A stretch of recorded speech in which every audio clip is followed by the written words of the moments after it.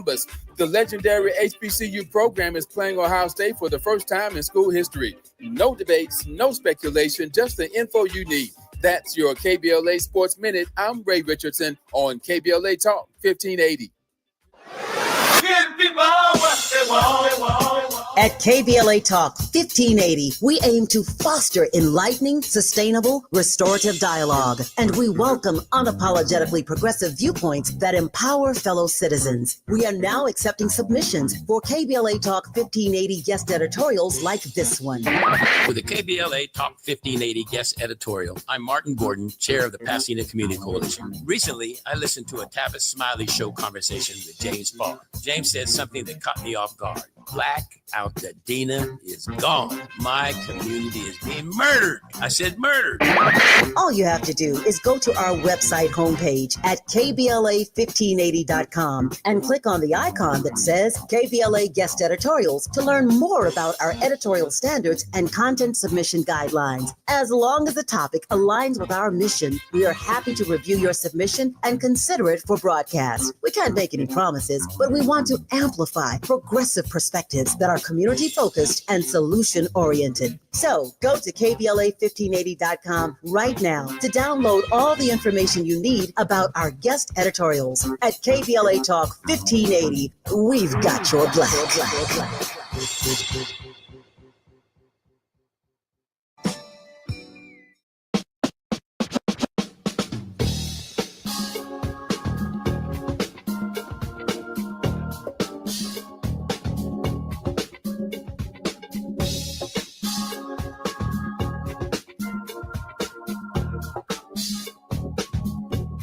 I'm Jesse Jackson Jr. Welcome forward to the Jesse Jackson Jr. Show on KBLA Talk 1580. In this hour, 2 District of Columbia councilpersons will join me and Atiba today to discuss Trump's DC takeover on Conversations with Atiba this afternoon on the Jesse Jackson Jr. Show. Atiba is a former deputy executive director for the National Black Caucus of State Legislators. He's a strategic alliance consultant and president of Party Politics US. He's worked as a TV political contributor for BNC News, The Heat, In the Know with Mo, The Leslie Marshall Show, iHeartRadio, GovExec, 96.3 WHUR, and One America News Network. He most recently was a guest host on Rising, an American daily news and opinion web series produced by Washington, D.C. political newspaper The Hill. In 2020, Atiba released his first novel, Saving Grace, a political thriller. He is a regular contributor on the Jesse Jackson Jr. Show. Atiba, welcome forward to the Jesse Jackson Jr. Show. Jesse, great. It's great to be with you, and thank you. I'm always moved by the guests that you bring to our program. And within a week, it just seems that the entire world is upside down.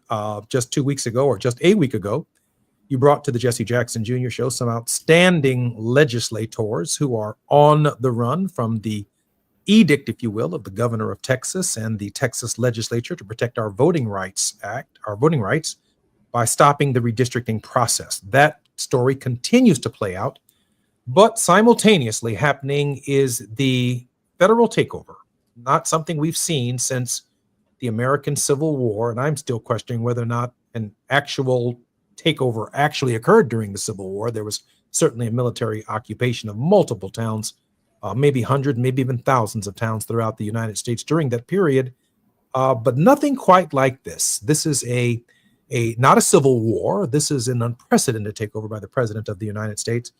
And people who are in the thick of it, the DC City Council, are coming to the Jesse Jackson Jr. Show today. Atiba? Yeah, it's unprecedented. It's unnecessary. And yet, here we are. DC is where I was born. DC is where I grew up. DC is where, though I don't live in the city, I still consider it to be, the place of my birthplace. And when I see this, it's unsettling. And yet, at the same time, I have to think or have to believe that all of these things are not just happening for a reason, but there are some things that we can look at and say, what can we control? And I've had friends who have been talking about the crime in DC for a long time. I myself have talked often to council members. In fact, with Council Member White, when he comes on, about the homeless problem that's in DC. How is DC considered to be the capital of the United States, and yet we have the homeless problem that we do? And when I say the homeless problem, I mean picture, and what I have often done, Jesse, is picture what it must have been like for slaves who were just freed, coming to DC, not being able to work, not being able to read and write, coming to DC because they were looking for a sanctuary. And when I look at the homeless population that's populated underneath bridges on the sides of hills near the Potomac River, near the Anacostia River, it's sad. But it's also, people often think that those homeless people are just a byproduct of just helplessness. Some of them have mental illness, and I know this because I've actually sat and talked with them. Some of them actually work every day and just don't make a livable wage, so they cannot afford to rent, let alone find a place for themselves or their family. So there's a lot of issues that are there that aren't just it's not just the fact that DC has a homeless problem. There are other things that are underlying.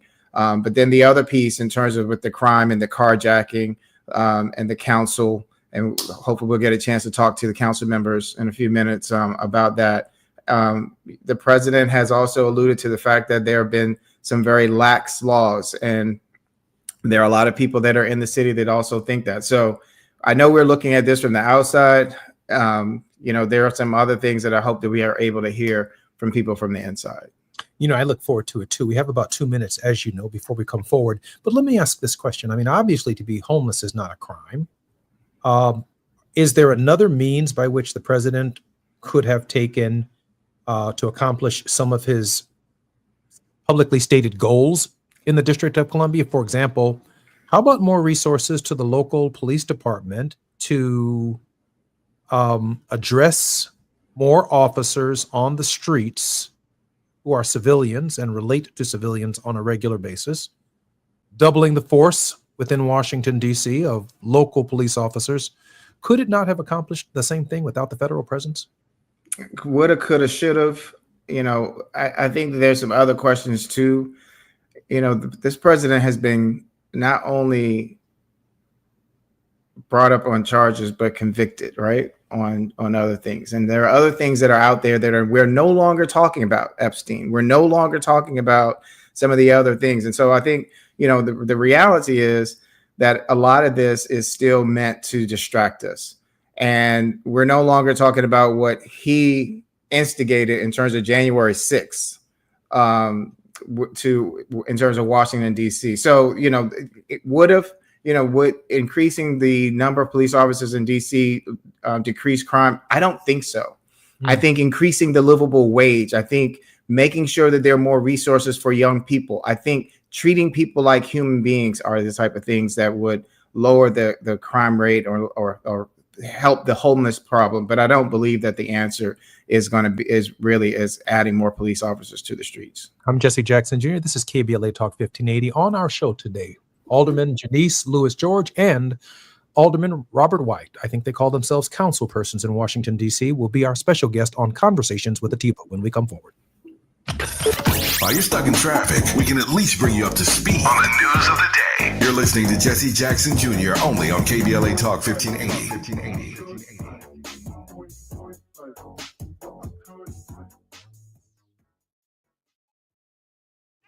Nationwide is so much more than a great insurance company. They're one of America's largest financial services companies. Like how I'm more than Saquon Barkley, the NFL's reigning leading rusher. I'm also the NFL's leading husher. Shh, hush up back there. Wow, I might have just set the hushing record. Well, almost. For your insurance and financial needs, Nationwide is on your side. Nationwide Investment Services Corporation, member FINRA, Columbus, Ohio. Paul's new drone startup just lost its most genius computer scientist. We just lost our best genius to some new genius who's got a genius new idea. I'm going to have to find a new genius or two half geniuses and fast. He needs a computer scientist that can keep his startup from falling down. I need Indeed. Indeed, you do. When you sponsor a job on Indeed, it's easier for talented candidates to find it, which makes it easier for you to hire them. Visit Indeed.com/credit and get $75 towards your first sponsored job. Terms and conditions apply. Sometimes an identity threat is a ring of professional hackers. And sometimes it's an overworked accountant who forgot to encrypt their connection while sending bank details. I need a coffee. And you need LifeLock because your info is in endless places. It only takes one mistake to expose you to identity theft. LifeLock monitors hundreds of millions of data points a second. If your identity is stolen, we'll fix it, guaranteed, or your money back. Save up to 40% your first year with promo code NEWS at lifelock.com. Terms apply. You're still glowing, flirting, grooving. You've still got it. But your immune system weakens as you age, making it harder to fight flu, pneumococcal pneumonia, RSV, and COVID-19. Vaccines are a key part of any health routine and help strengthen your immune response. Ask your doctor or pharmacist which vaccines you need. Schedule in minutes at vaxassist.com. Sponsored by Pfizer. Hello, I'm Joe Cordell, founder of Cordell & Cordell. Divorce is complicated, especially when your small business or professional practice is involved. At Cordell & Cordell, we understand that these assets raise unique valuation and allocation issues. For 35 years, we've helped doctors, lawyers, and small business owners navigate divorce with confidence. Call us at Cordell & Cordell. Let me tell you, I understand on a personal level, your business is much more than a job. It's your legacy. 1455 Frazee, San Diego. CordellCordell.com. Hey, listen to this. All it needed was a new starter. Got a great deal on eBay. Did it myself. Yeah, that's cool. But how about the soft purr of an upgraded exhaust when it fits just right? For me, it's the little things, like these new windshield wipers from eBay I installed. From small fixes to big upgrades, eBay has all the parts you need at prices you'll love. Guaranteed to fit every time. eBay. Things people love. Eligible items only. Exclusions apply. Now back to more of Jesse Jackson Jr. on KBLA Talk 1580.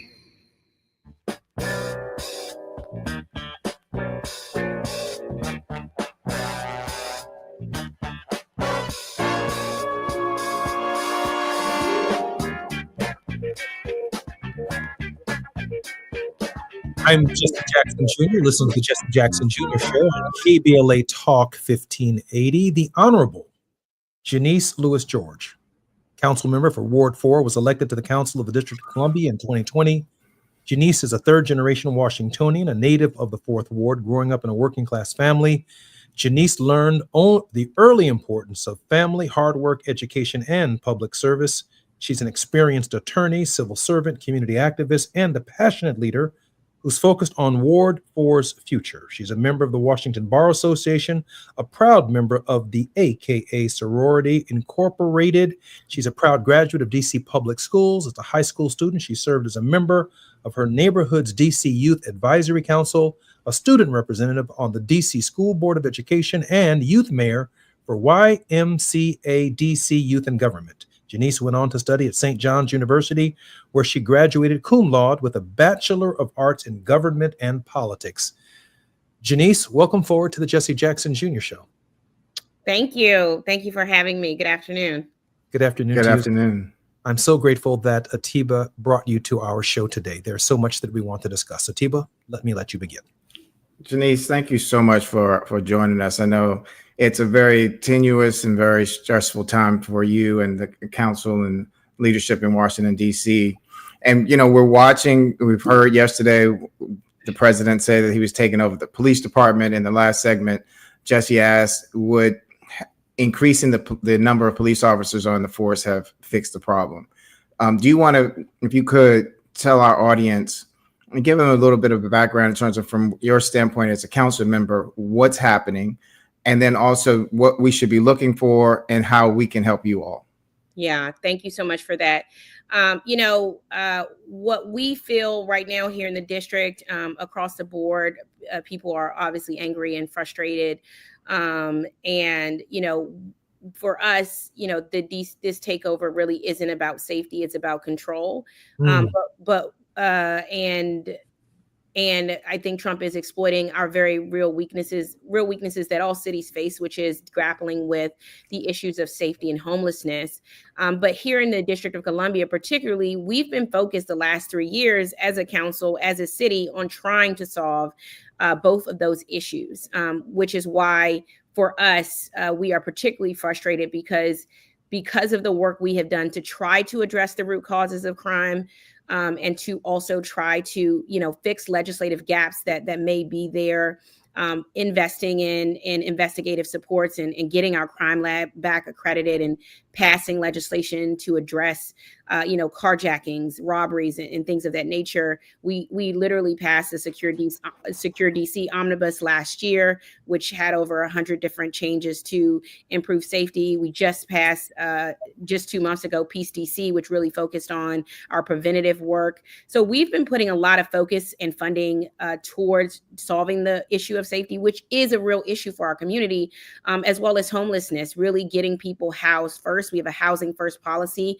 So we've been, increasing those things. So for us, what we've been doing as a city has been working to improve the issues that our community has rightfully said, we want you to fix public safety issues.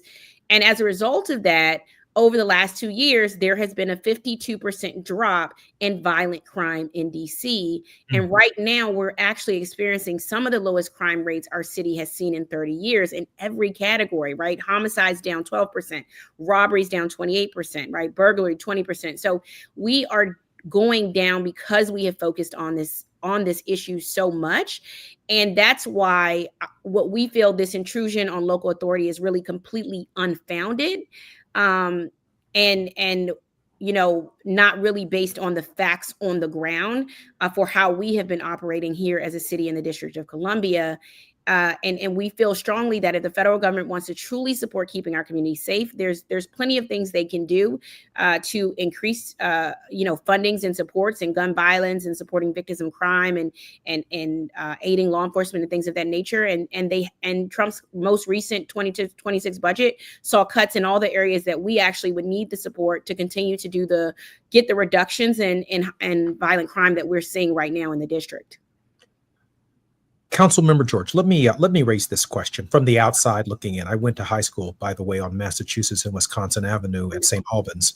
And I'm very familiar with the District of Columbia, and I'm certainly familiar with the federal territory. As you well know, my father was once the shadow senator from the District of Columbia. And Marion Barry was a very close and dear friend of my father's and my family's, as well as mine. He even spoke to me right before I went to prison and prayed with me, and I was so grateful for that. Let me share with you what it looks like from the outside going in.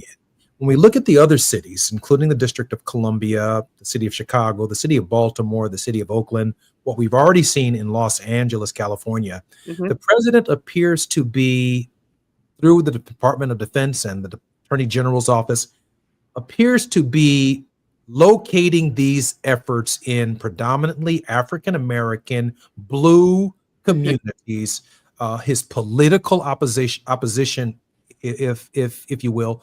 And the sense is that he's also advancing a narrative that we are not capable of taking care of our own. And nothing could be further from the truth, Counselor. Absolutely. He noted Baltimore, which I have to say, Baltimore's mayor has been doing such a great job at doing the preventative work, the intervention work that I think we as a district aspire to get to. And he's, as a result of his work, he's been seeing reductions in crime. I was just in Chicago a couple of weeks ago for Local Progress, talking to Mayor Brandon, who's been focused on really what gets the root crime. He's really focused on poverty, employment, inequality, those things we know actually could solve crime, right? Because it's dealing with those root causes. And we've seen across the board, Los Angeles mayor. So we absolutely, feel and see that, Black-led cities are under attack. The council is a majority Black council, and mayor, the mayor of our city and all of our cities are under attack. The thing about the District of Columbia, unlike everybody else, we're in a more vulnerable position, right?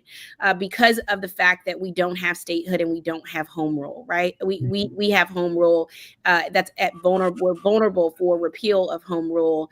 And so for district residents, it's the mayor has had to be a little bit more sort of conscious of sort of how she comes out and how she operates as it relates to Trump, because of the fact that we, are still, governed under home rule, and it makes us vulnerable. So, we talked about this for years. The district has been talking about statehood, and people have just always thought like, oh, they just really want statehood for the sake of statehood. But the reality is this is the reason why, because now in this moment, our mayor and our city is more vulnerable than all the other cities that he mentioned, because they have a state governor and their governors are fighting back. We just have ourselves and our voices and our people saying we don't want this to happen, but not necessarily the amount of legal levers that a governor and a state has in this moment. And that's what makes us particularly sort of vulnerable in this moment. And that's why, when the time comes, we have to readdress this issue of DC statehood, so that we can have the autonomy to fight back the way other cities and states are doing right now. Atiba? So one of the things, you bring up a really good point with statehood. And, I've talked to a lot of state legislators, and I can honestly say that there are a number of state legislators that are unaware that DC does not have voting representation in Congress, or what even becoming a state would mean. Can you tell the audience in terms of, you mentioned home rule. So, a lot of people don't recognize that DC passes its budget, the city council, the mayor then approves it, and then it goes to Congress, and the Congress can then come back, which is what you guys just experienced. And then your budget was cut to what, fiscal year 2 or 3 years ago, what it was, as opposed to continue to go on along to address inflation and other costs. How has that impacted police department? How has that impacted the work that you all are trying to do? You mentioned trying to get the crime lab accredited again, but how has that affected in terms of what the city is trying to address? And then also, if you could also address how DC has also addressed the minimum wage and increasing it, but what else can the city do to also address poverty? Absolutely. That's what makes it so difficult, because just recently they left DC scrambling to fill a $1.1 billion hole in our city's budget. And they did that through the process of usually they tag on riders to different parts of legislation. What happened is DC needed spending authority. We gain our ability to spend our own money. I want to note this $1.1 billion was our own taxpayer dollars.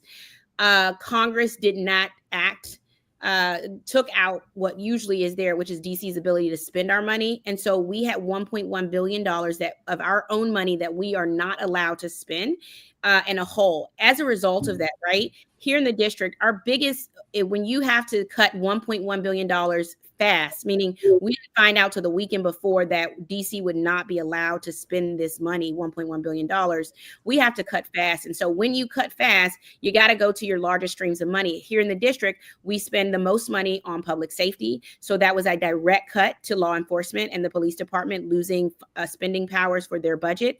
Education, a cut to our education system, and then human services and health, right? And that's where we're getting to this problem of homelessness and unhoused. That money is spent to human services to support our unhoused residents. So what makes this situation even more frustrating is you stopped us from spending $1.1 billion. We had to take the cuts from the areas you say we need to fix. We took the money from public safety and our Metropolitan Police Department, because that's our big bucket. We could do quickly and fast without having to, deal with the minutia of our budget. We had to take from human services and our ability to support unhoused residents and our health. So it's incredibly frustrating, and no other city sort of has to deal with the fact that there's a chance that you can get revenue, have money. Again, this is all our own taxpayer revenue, but not be able to spend it because Congress will not authorize you to spend that money. Incredibly frustrating and really debilitating to our abilities to keep our communities safe and clean, as the president has said he believes needs to happen and we need to do a better job at. As Atiba prepares his next question, let me just set the stage a little bit. The District of Columbia should have 2 United States senators fully voting members in the United States Senate. It should have at least 1 United States congressman. It presently does, in the form of Eleanor Holmes Norton, who has a vote. Sometimes Congress gives her the right to vote, and sometimes Congress, depending upon who's in charge, strips her of the right to vote. But listen to this. The District of Columbia has more people in it than like 6 states, and yet they have 2 senators and congresspersons. Right. It has more people in it than it pays more taxes than 9 states per capita for residents in the District of Columbia than 9 states who have 18 United States senators in the United States Senate. In addition to that, the District of Columbia should have its own governor, 3 or 4 state representatives who represent the state of New Columbia in the state house, probably 4 state senators. They don't even have the infrastructure for a state government that allows them to relate to Maryland, Virginia, Pennsylvania, and other territories that surround the District of Columbia if we apportion political power based upon human beings and representation and not based upon territories. No state is the same size. So DC and Puerto Rico are these 2 outliers in the democracy itself. There should be, it's hard to imagine for the American people, 2 more stars on the American flag. Atiba, your question? Yeah, because for a long time, the argument has been the racial makeup of DC, though we've seen the racial makeup of DC change dramatically in the last 20 years. We've seen an influx of new residents that are coming in, and yet there still are pockets. And so I asked you some of the other questions I asked before. Now here's comes a harder question. How do you address the young people who are hanging out on the corners? I know that there's been curfews that have been put in place. Okay. But there also is a culture in DC that has been going on for a very, very long time that we often don't talk about. We often don't talk about in terms of, how that leads to, unfortunately, criminal behavior. And we don't necessarily talk about that because we want to make it easy. We don't want to see them going to jail. But how do we address that part? Yeah. I talked to young people, and young people came back to us. We asked young people, what do you need? And the 2 things they said to us is, we want things to do and places to be, not just school hours, but all hours, right? We've always thought of sort of, kids go to school and then they get out of school, and whatever you want to do after school, you do. Now, there was a time where that was okay. Those of us who grew up in a generation where, we after school, we hang out on, do these things. But our young people need a little bit more, development in that area. And so we have to look at, how do we ensure we have after school programming universally across the city, equitable, right? That's what young people are saying. Young people are saying they want to learn skills.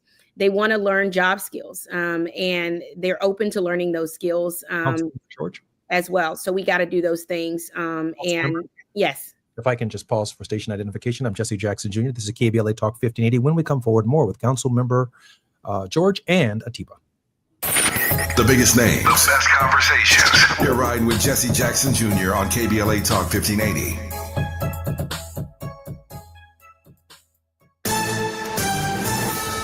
I'm Amber Payton with BIN News Now. Illinois Governor J.B. Pritzker is signing a new Sonia Massey bill that tightens police hiring, requiring full reviews of applicants' history. What happened to her was the very definition of injustice. We can't bring her back. It's named for the 36-year-old Black woman killed last July by former Deputy Sean Grayson, who had prior misconduct and DUI convictions. He's charged with first-degree murder and faces trial in October.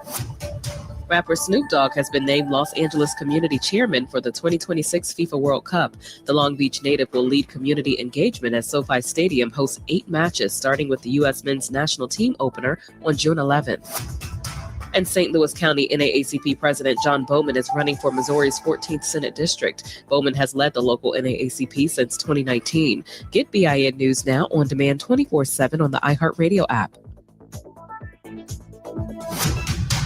Ignite your afternoons at Waba Grill's $5 happy hour with our 5-piece pork veggie dumplings and a value-sized premium beverage drink, like our tangy passion fruit lemonade. Enjoy $5 happy hour weekdays after 3 p.m. Only at Waba Grill. This is the KBLA Sports Minute with Ray Richardson. The Angels beat the Dodgers again last night in Anaheim. Center fielder Joe Adele delivered a game-winning RBI single in the bottom of the 10th inning to give the Angels a dramatic 7-6 victory. The Angels also turned a triple play in the 5th. The Dodgers are 0-5 against the Angels this season. Tuesday's loss dropped the Dodgers into a first-place tie with San Diego in the NL West. San Diego has won 4 straight. The slumping Dodgers are 12-20 since July 4th. The LA Sparks missed a chance to get back to 500. They lost to the New York Liberty Tuesday night, 105-97 at Crypto.com. The Sparks had a bad shooting night. They made only 9 of 31 three-point shots. Ohio State, last year's college football national champion, is giving Grambling State a $1 million guarantee for their September 6th matchup in Columbus. The legendary HBCU program is playing Ohio State for the first time in school history. No debates, no speculation, just the info you need. That's your KBLA Sports Minute. I'm Ray Richardson on KBLA Talk 1580.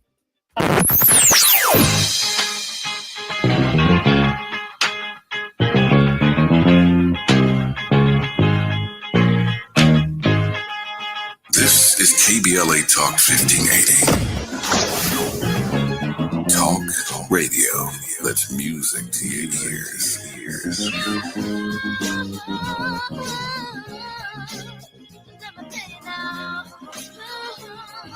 We're unapologetically progressive. KBLA Talk 1580. Hi, I'm Jesse Jackson Jr., inviting you to join me weekdays at 12 noon, right after Tavis Smiley, here on KBLA Talk 1580.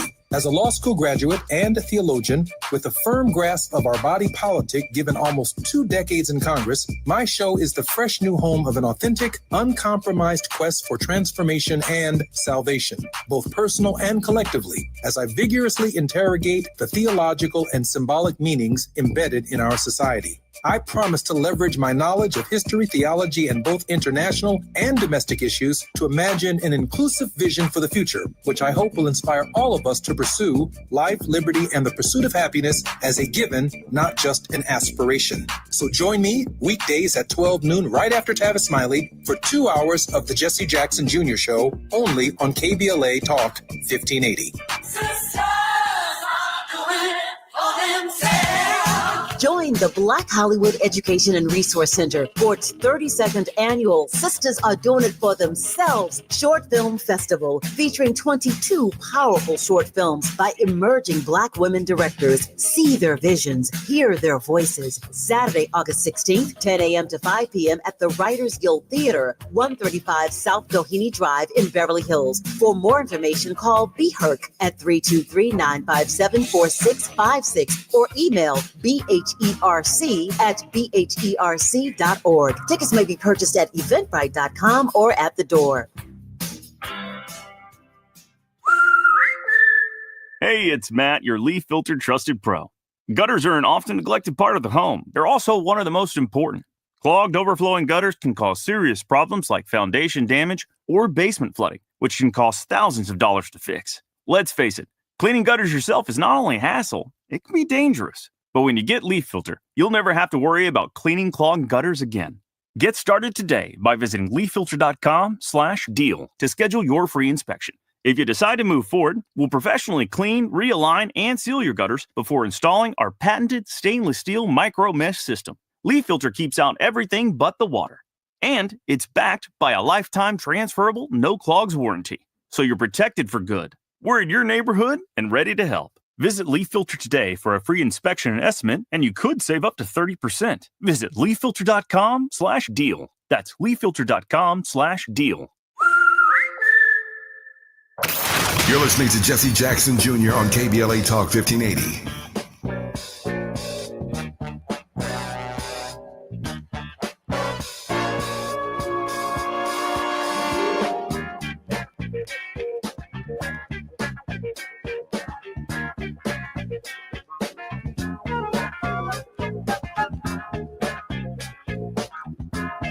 I'm Jesse Jackson Jr. Welcome to Wealthy Wednesdays on the Jesse Jackson Jr. Show, where we have regular conversations with Atiba. Atiba is the former Deputy Executive Director for the National Black Caucus of State Legislators. He's a strategic alliance consultant and president of Party Politics. We also have as our very special guest in this hour, Council Member Janice Lewis George, Council Member for the 4th Ward in the District of Columbia. She was elected in 2020. Janice is a third-generation Washingtonian, a native of Ward 4, growing up in a working-class family. Janice learned early on the importance of family, hard work, education, and public service. She has been inspired to fight inequities head on. Janice returned home to receive her Juris Doctorate from Howard University School of Law. During this time, she served as an editor of the Human Rights and Globalization Law Review and as a member of the trial advocacy team. In 2014, she began her legal career in public service, working for Philadelphia's first African-American district attorney.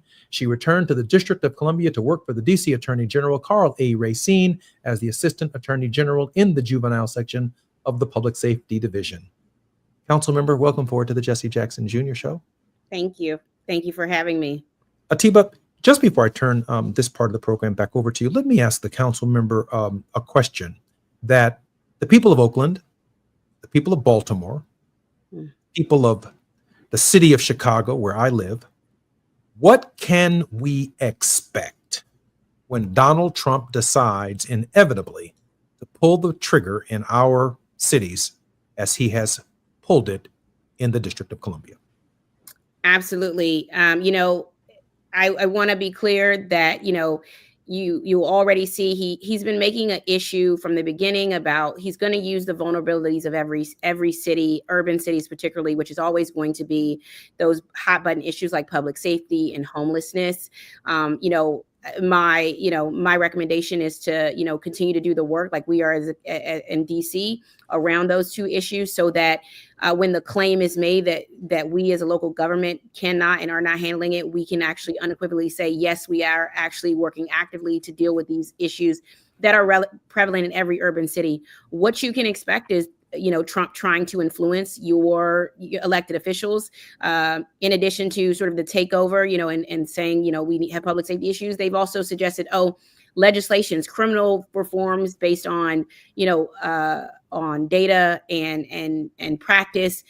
They've asked us to look at those and repeal those laws or revisit those laws. So you can expect them trying to influence your local legislatures and influence the things. I mean, Donald Trump mentioned the other day about cash bail, which is such a archaic and punitive and just, ridiculous system to try to even reinstitute and has been known, nationally to just not be a system that really works for the aims that criminal justice is aimed at.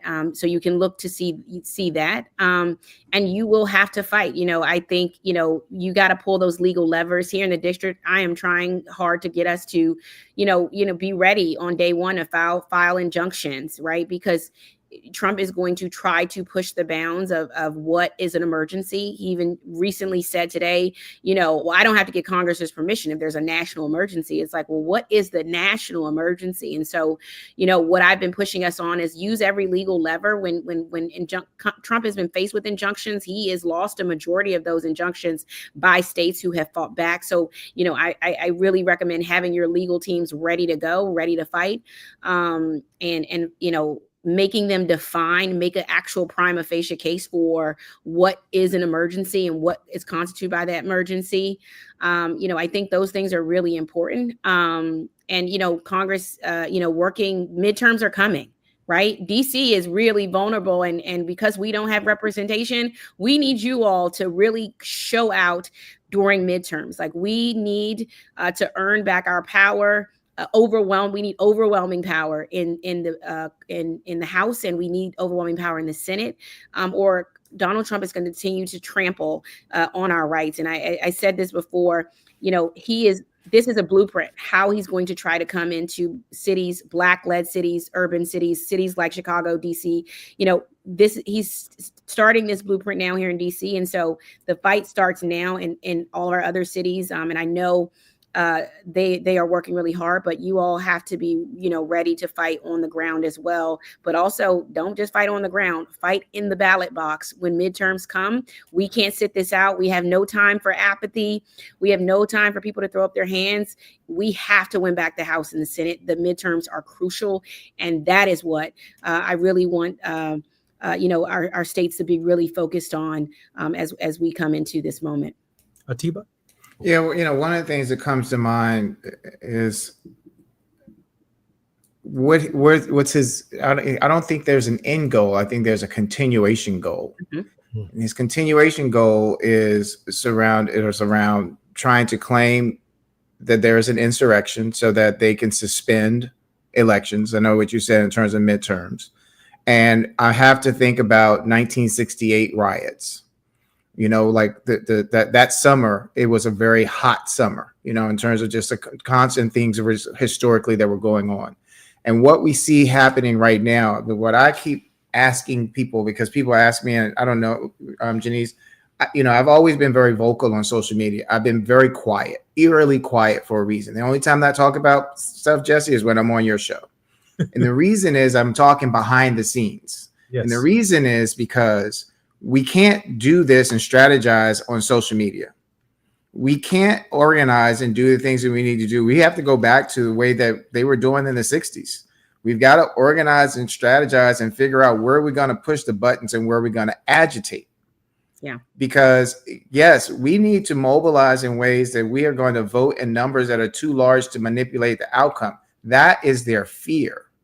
And we have to bring forward, I think, messages of hope, which is why I'm hopeful, Janice, that you and what you and the council and you there being right there at ground zero are able to not only warn other people about what's to come, but as you mentioned, filing things, filing injunctions and, in terms of going the legal pathway, it's a slow and arduous way to go about this, but it has been done before and we have a roadmap.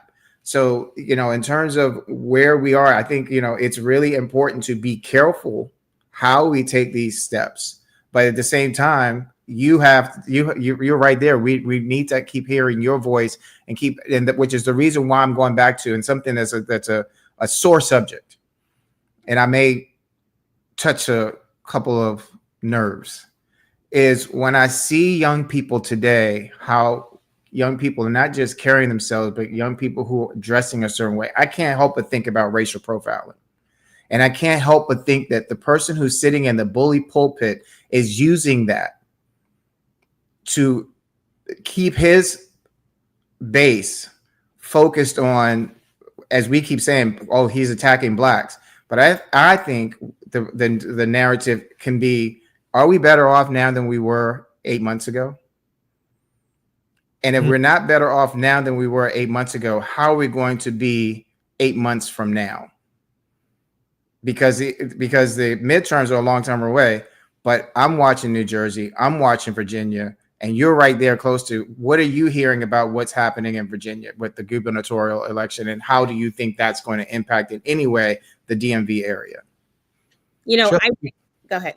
I think we are coming up on this part of our break in just a moment.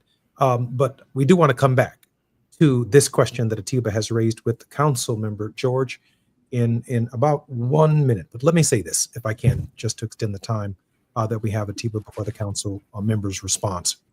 I'm not going to leave Atiba out there by himself on that question of our behavior when the National Guard or the federal presence shows up. I think Los Angeles is teaching us a lesson that they were basically in a 1 square mile area. There were some initial protests, but at some point in time, we just left them alone. Mm-hmm. And when we did, you've got 4,500 troops in Los Angeles saying, why are we here? I mean, what are we here for? We want to go home to our families. I mean, they're not going to draw initially weapons on the American people. I think we have to accept that. So our behavior to their presence, Atiba's point, does matter. And I'm not leaving Atiba out here by himself. I'm Jesse Jackson Jr. This is KBLA 1580 Talk. When we come forward, more with Council Member George and Atiba on the Jesse Jackson Jr. Show. While you're stuck in traffic, we can at least bring you up to speed on the news of the day. You're listening to Jesse Jackson Jr. only on KBLA Talk 1580.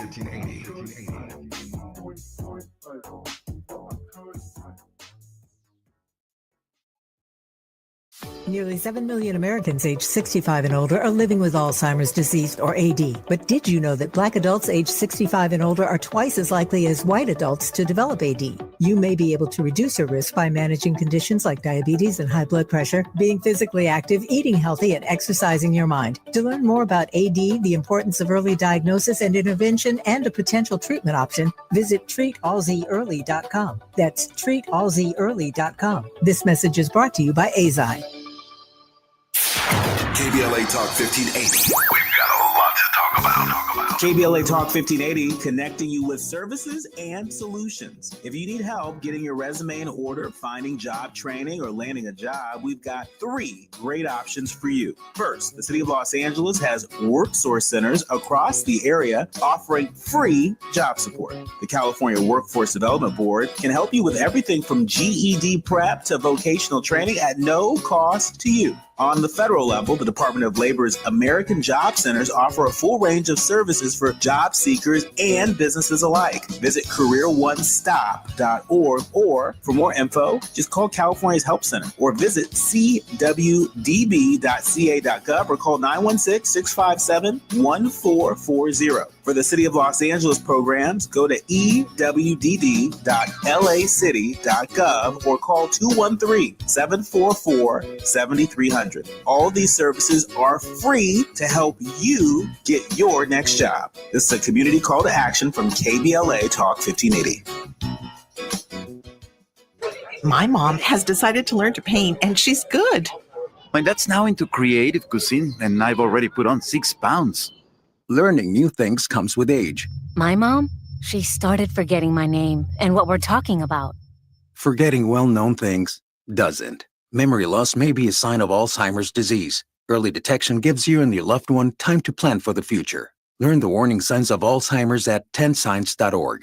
Brought to you by the Alzheimer's Association and the Ad Council.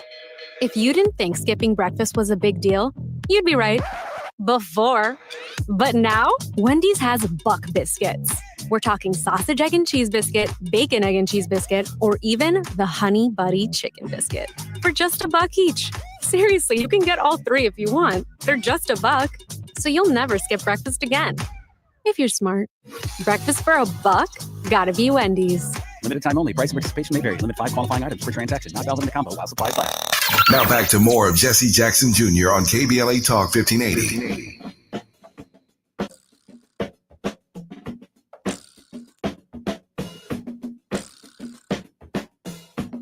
Jackson Jr. Jackson Jr. show on Wealthy Wednesdays. The Politics of Our Faith with Reverend Dr. S. Todd Yeary will be our leader in the next hour, along with Atiba Madian, and Council Member Robert will join us in the next hour. You know, before we disappear, I want to certainly thank first and foremost Council Member George for being with us today. Councilmember George, please welcome forward to the Jesse Jackson Jr. show. And I also want to welcome Atiba back to the show. I want to say this. I know that Atiba has a couple of questions that he needs to ask you before we get to the top of the hour. But we always leave Councilmember George 3, maybe 4 minutes towards the end of our show for a word of hope from our very special guest.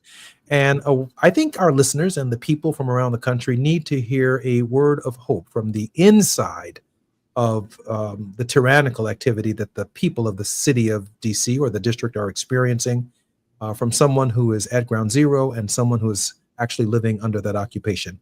We'll give you a few moments to think about that, but I do know that Atiba has a couple of questions before we get to the top of the hour. Well, I wanted to go back, Janice, if you wanted to talk about, you know, what we were saying before in terms of as we have, you know, our young people, how do we address that? How do we, you know, because I think that honestly, it's part of the conversation we're not having. Yep. And it's how people are identifying this as opposed to, and then changing the narrative. Like, I'd like for us to seize the opportunity to go back to the narrative that 300,000 plus workers in the DC, Maryland, Virginia area are now unemployed because of Doge. Right.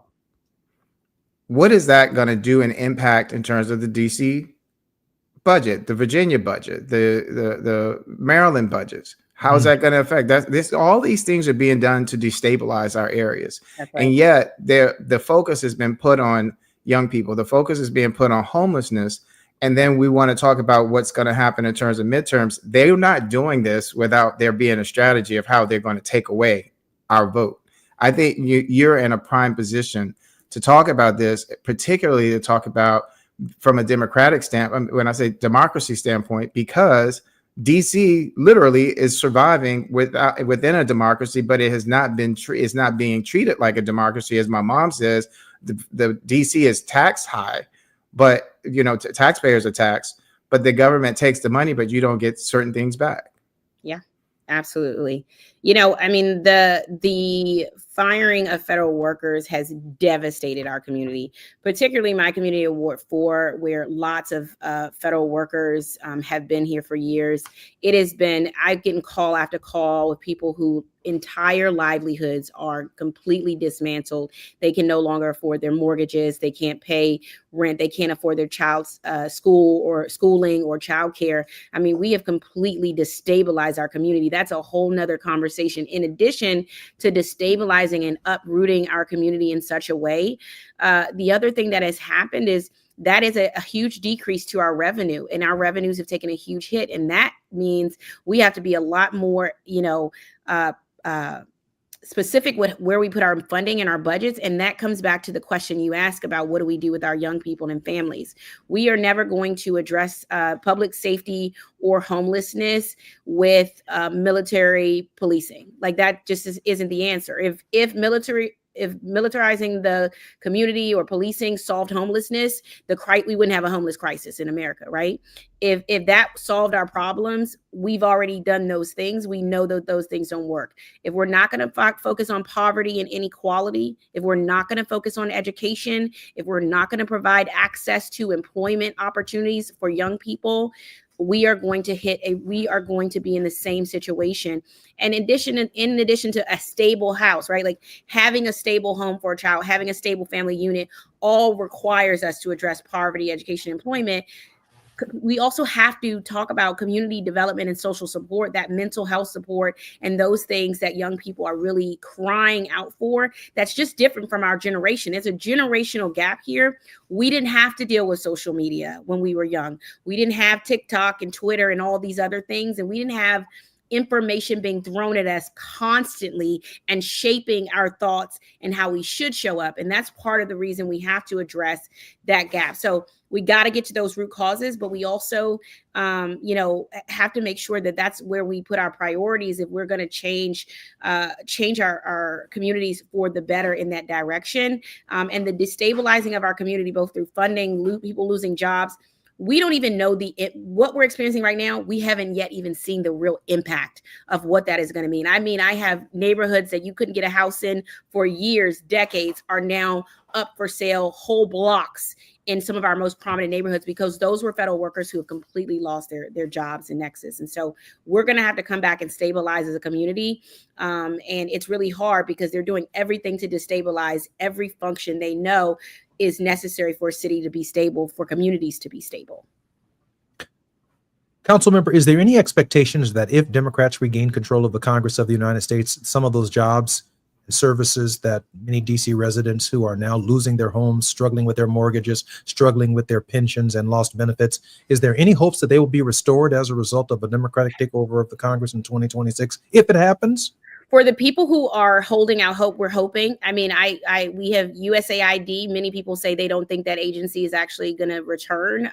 That's an entire agency. The Department of Education, we hope will return, but many of those people have left. I mean, and when you're losing these federal workers, these are civil servants who have expertise and experience, and having to start over as a government, as a bureaucracy, losing the talent that we are losing because of this, is a scary thing. But there is hope for us, that we're hoping that midterms will help turn around the damage, mitigate some of that damage, and we can get people back into these agencies that have really kept our government going, our federal government functioning, that people really took for granted.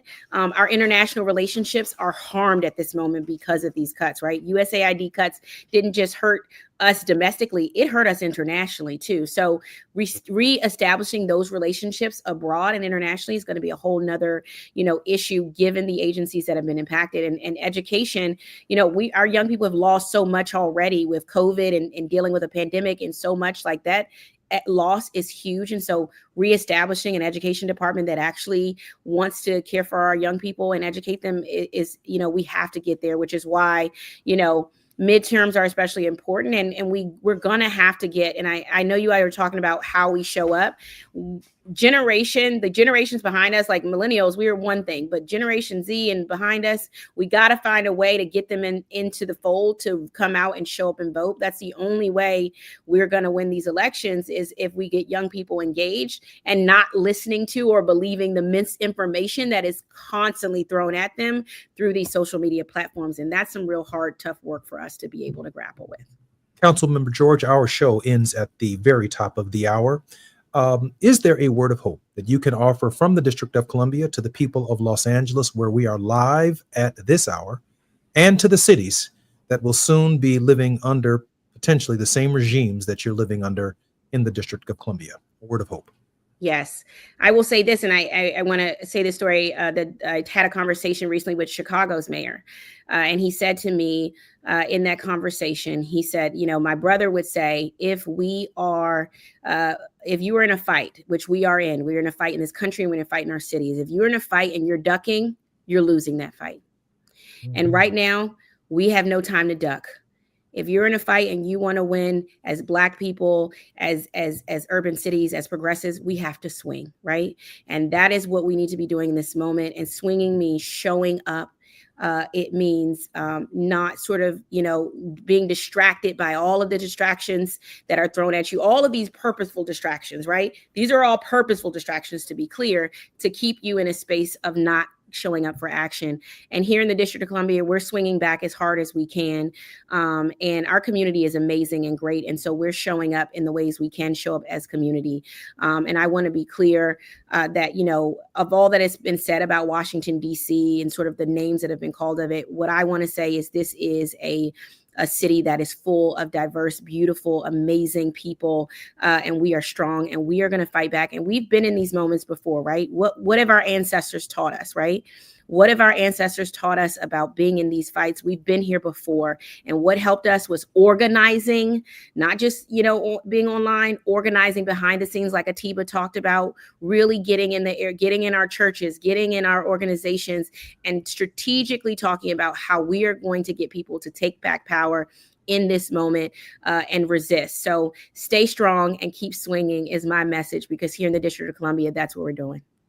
I want to thank Council Member George for her courage, her leadership, for her tenacity. Her credentials are extraordinary. She does not have to be a public servant. She's chosen to be. And we need her more now at this hour than we've ever. Hope you'll come back to the Conversations with Atiba and the Jesse Jackson Jr. Show. Talk. you so much for having me. Whenever Atiba calls, I'll show up. Oh, Jesse Jackson Jr. Jesse Jackson Jr. and Atiba on KBLA Talk 1580 when we come forward. KBLA 1580 Santa Monica. I'm Amber Payton with BIN News Now. Illinois Governor J.B. Pritzker is signing a new Sonia Massey bill that tightens police hiring, requiring full reviews of applicants' history. What happened to her was the very definition of injustice. We can't bring her back. It's named for the 36-year-old Black woman killed last July by former Deputy Sean Grayson, who had prior misconduct and DUI convictions. He's charged with first-degree murder and faces trial in October. Rapper Snoop Dogg has been named Los Angeles Community Chairman for the 2026 FIFA World Cup. The Long Beach native will lead community engagement as SoFi Stadium hosts 8 matches, starting with the U.S. men's national team opener on June 11th. And St. Louis County NAACP President John Bowman is running for Missouri's 14th Senate District. Bowman has led the local NAACP since 2019. Get BIN News Now on demand 24/7 on the iHeartRadio app.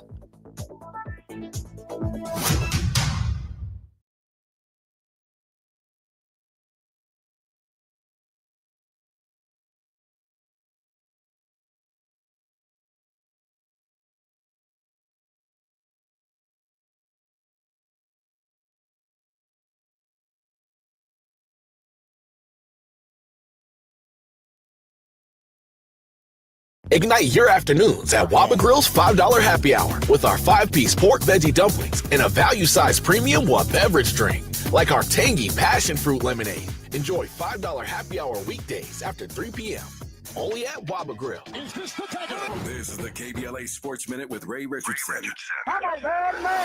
Venus Williams, at age 45, was given a wild card invitation to play in the U.S. Open tennis tournament in New York City. The U.S. Open starts Sunday. Venus will be the oldest woman to compete in the singles competition of the U.S. Open since Renee Richards in 1981. Richards was 47. This will be the first Grand Slam event for the Compton native since 2023. The seven-time Grand Slam champion won the U.S. Open in 2000 and 2001.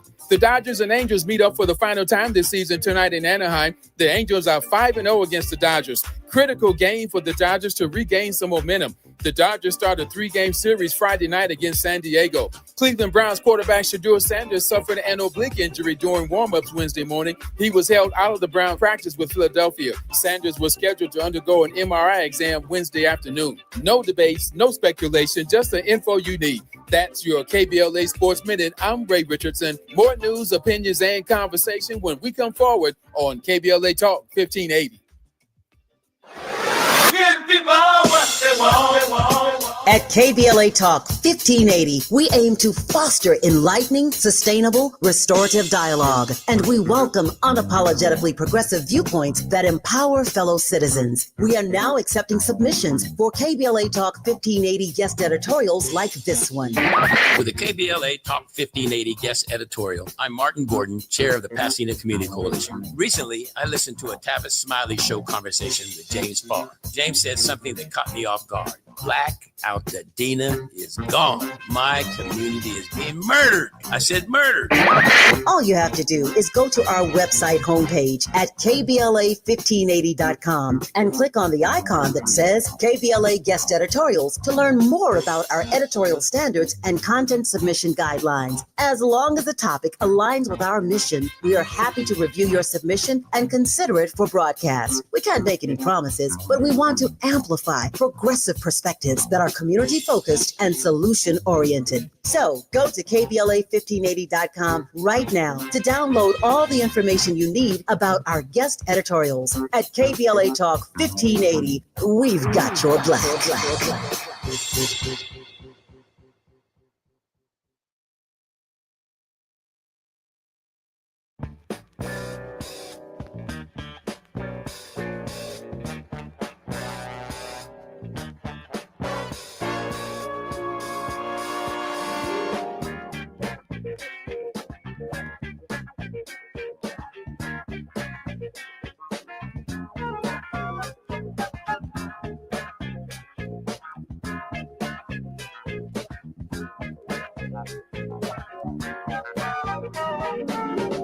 I'm Jesse Jackson Jr. Welcome forward to the Jesse Jackson Jr. Show, where we study on Thursdays the politics of our faith, on Wealthy Wednesdays with Reverend Dr. S. Todd Yeary, who is both a practicing lawyer and a full-time pastor.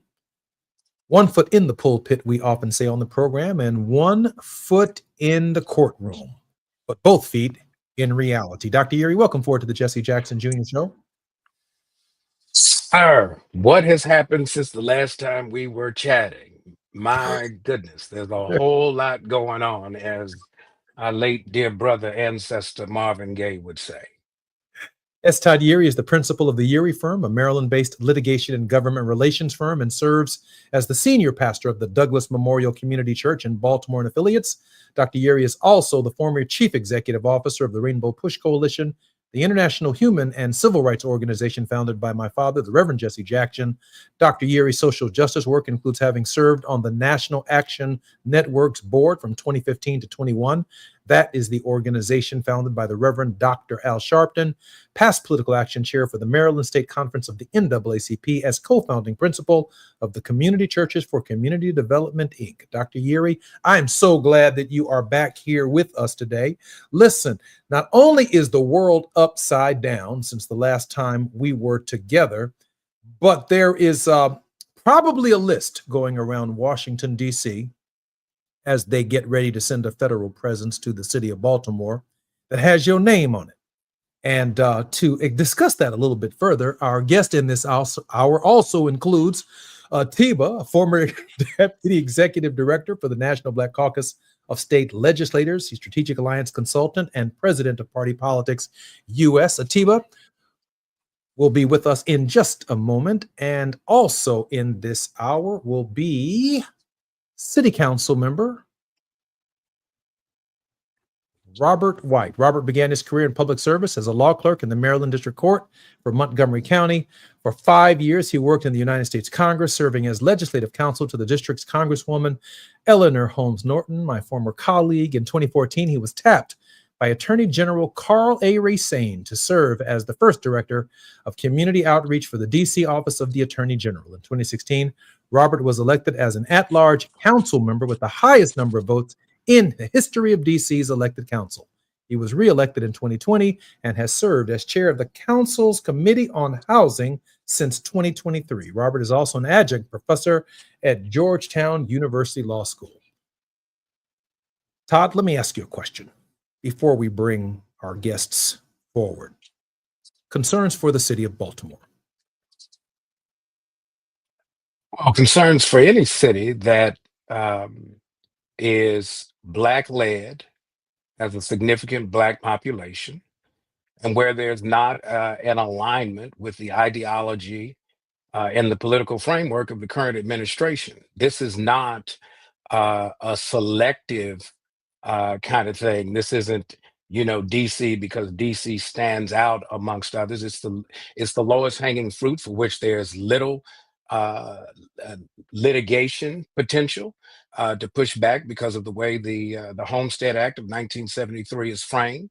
But it is also a warning shot that it's really a test case to see how this administration is going to come at certain leaders in certain cities to advance a peculiar and a particular political agenda. And that is to create this false narrative that crime is so bad and the leadership is so wanting that he's coming to save the day on behalf of those folks who have been taken advantage of by Black leadership in the Democratic Party. That's the narrative. And it's also a convenient distraction from the president's own problems, particularly around the Epstein files and the lack of the fact of they can't get the grand jury transcripts out to kind of rewrite the narrative. And so this is what they do. It's going to last for a few days before they have to go back and give some accountability to the Congress. But it's a first shot, and it's only tied to, how do you shift the narrative and how do you shift the focus from what the real deal is? Dr. Ure, we have about 1 minute and 45 seconds, but let me ask you this question. I read recently that there are 10 cities with white mayors who have more violent crime than the mayor of the District of Columbia, the mayor of the city of Chicago, and the mayor of Oakland, California, as well as Baltimore, Maryland. Now, explain to me how he ends up in cities with only Black mayors. It's not coincidental. I mean, let's just be real clear. It's intentional targeting because what you find amongst these mayors is an unwillingness to cower to or to placate the whims of the current administration. These are some of the most vocal and vocally resistant mayors who are not shying away from their legitimate authority under law and under the fact that they're duly elected. And so they're not going to kiss the ring, and they're certainly not going to kiss the behind. And so here we are. I'm so proud of the mayors that are standing up. And for the record, those mayors who do stand up against the president of the United States, even though their local polling numbers may be underwater, they actually gain traction when they fight for the people of their cities against this tyrannical intervention by the federal government in their local municipalities. I'm Jesse Jackson Jr. When we come forward on the Jesse Jackson Jr. Show, more with Dr. Estard Ure on Wealthy Wednesdays. It's afternoon drive time with Jesse Jackson Jr. Only on KBLA Talk 1580. Nationwide is so much more than a great insurance company. They're one of America's largest financial services companies. Like how I'm more than Saquon Barkley, the NFL's reigning leading rusher. I'm also the NFL's leading husher. Shh, hush up back there. Wow, I might have just set the hushing record. Well, almost. For your insurance and financial needs, Nationwide is on your side. Nationwide Investment Services Corporation, member FINRA, Columbus, Ohio. Paul's new drone startup just lost its most genius computer scientist. We just lost our best genius to some new genius who's got a genius new idea. I'm going to have to find a new genius, or two have geniuses, and fast. He needs a computer scientist that can keep his startup from falling down. I need Indeed. Indeed you do. When you sponsor a job on Indeed, it's easier for talented candidates to find it, which makes it easier for you to hire them. Visit Indeed.com/credit and get $75 towards your first sponsored job. Terms and conditions apply. Sometimes an identity threat is a ring of professional hackers. And sometimes it's an overworked accountant who forgot to encrypt their connection while sending bank details. I need a coffee. And you need LifeLock because your info is in endless places. It only takes one mistake to expose you to identity theft. LifeLock monitors hundreds of millions of data points a second. If your identity is stolen, we'll fix it, guaranteed, or your money back. Save up to 40% your first year with promo code NEWS at lifelock.com. Terms apply. You're still glowing, flirting, grooving. You still got it. But your immune system weakens as you age, making it harder to fight flu, pneumococcal pneumonia, RSV, and COVID-19. Vaccines are a key part of any health routine and help strengthen your immune response. Ask your doctor or pharmacist which vaccines you need. Schedule in minutes at vaxassist.com. Sponsored by Pfizer.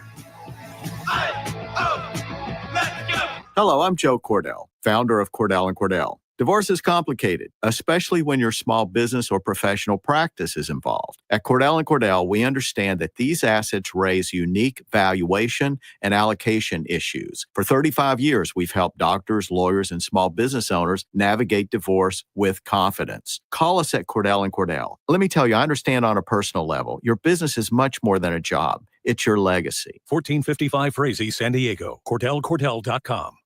Hey, listen to this. All I needed was a new starter. Got a great deal on eBay. Did it myself. Yeah, that's cool. But how about the soft purr of an upgraded exhaust when it fits just right? For me, it's the little things, like these new windshield wipers from eBay I installed. From small fixes to big upgrades, eBay has all the parts you need at prices you'll love. Guaranteed to fit every time. eBay. Things people love. Eligible items only. Exclusions apply. Now back to more of Jesse Jackson Jr. on KBLA Talk 1580.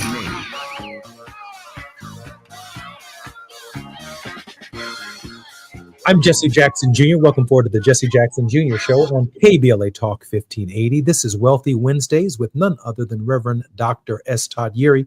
I don't know a mind in civil rights in the pulpit at this hour more capable of handling both the moral and the civil issues that are confronting our nation at this time. How blessed we are on KBLA to have Dr. S. Todd Yeary with us every Wednesday on Wealthy Wednesdays, where we discuss the politics of our faith.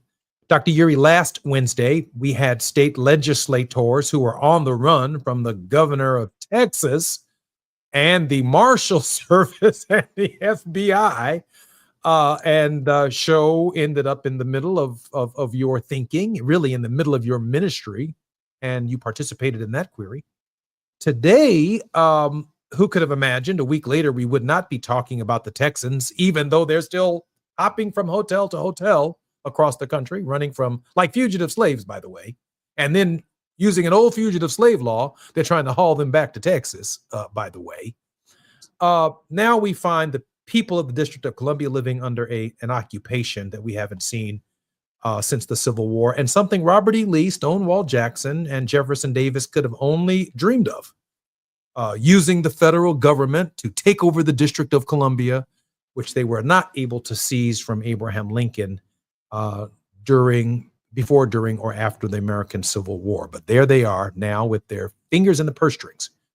I ask you these questions and try and set this historical context and narrative for you because, again, one foot in the pulpit, one foot in the moral code. If Marvin Gaye were singing today, he'd be asking the question, what's going on? Help us, Dr. Yeary.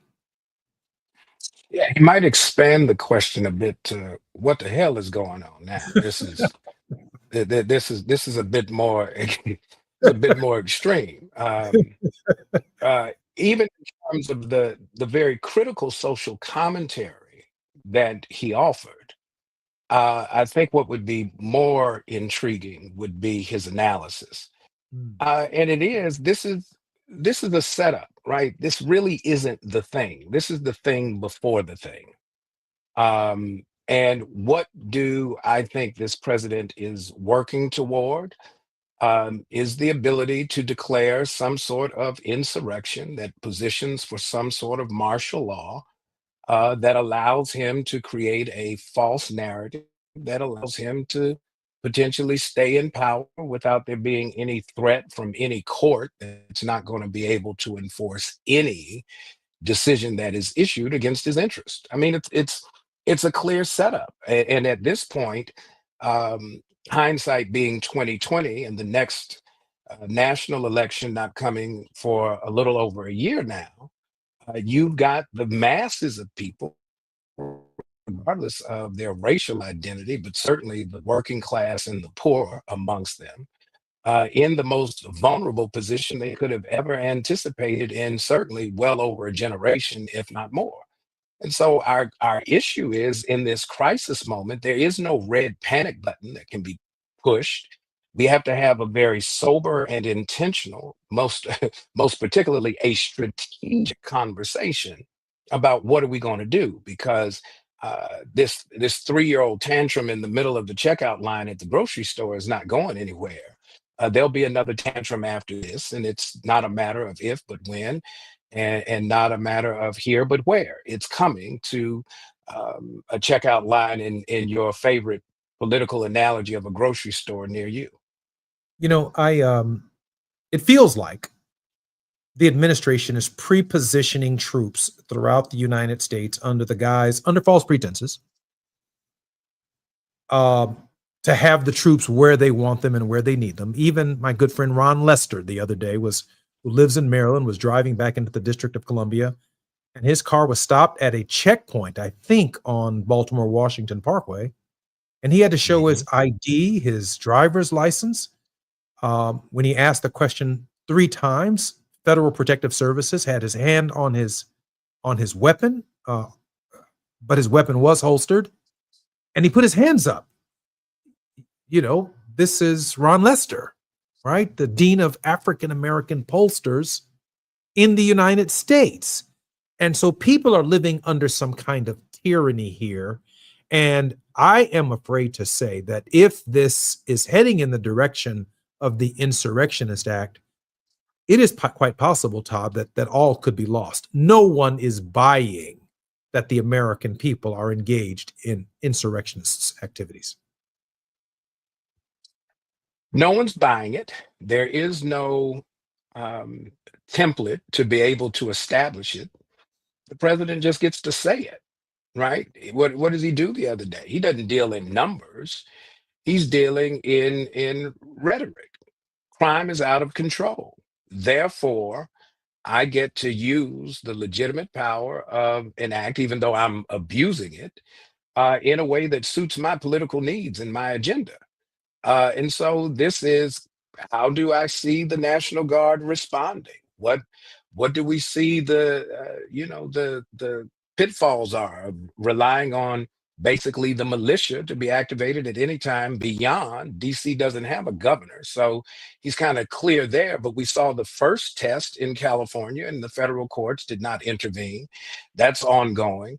What happens if now governors no longer have legitimate authority to protect what happens within their state boundaries as a separate sovereign of the United States government? They are not an agent of the United States government. They are a sovereign people, state by state. There are 50 of them. That's what makes the DC conversation all the more troubling, because DC's been denied statehood. Basically, they're being treated as really a plantation that's gone up because, according to the master, the slave are not tending to the business that needs to be done. That's really the reality of it. And to come away with any sort of alternative analysis is buying into what the president is doing at the same time. He's whitewashing history, having the Smithsonian change the narrative of the story to something that is more uniting, and whatever that narrative looks like. I can't wait to see what that is. And so he's doing what we've seen. If you've studied authoritarians coming to power, However, we understand that this is a playbook. We know that the conversation about Project 2025, though he didn't read it, he may not have read it, but he's certainly doing a doggone good job to try to implement it. And so we can't pretend now that this is some benign act that is tied to some sort of goodwill or egalitarian intent. This is leveraging the government to suit the needs and the personal interests of a handful of people, starting with the president of the United States and no one else. So tell me how this works. I'm getting emails now from Reverend Mark Thompson about the anniversary of the Million Man March. Usually on August 28th, I know Al Sharpton has chosen this year to march on Wall Street, but that King I Have a Dream period is normally a gathering of tens of thousands of people on the mall commemorating the March on Washington. How does the federal takeover of Washington impact our basic right as Americans to redress our grievances as we've redressed them in the past? Or can we?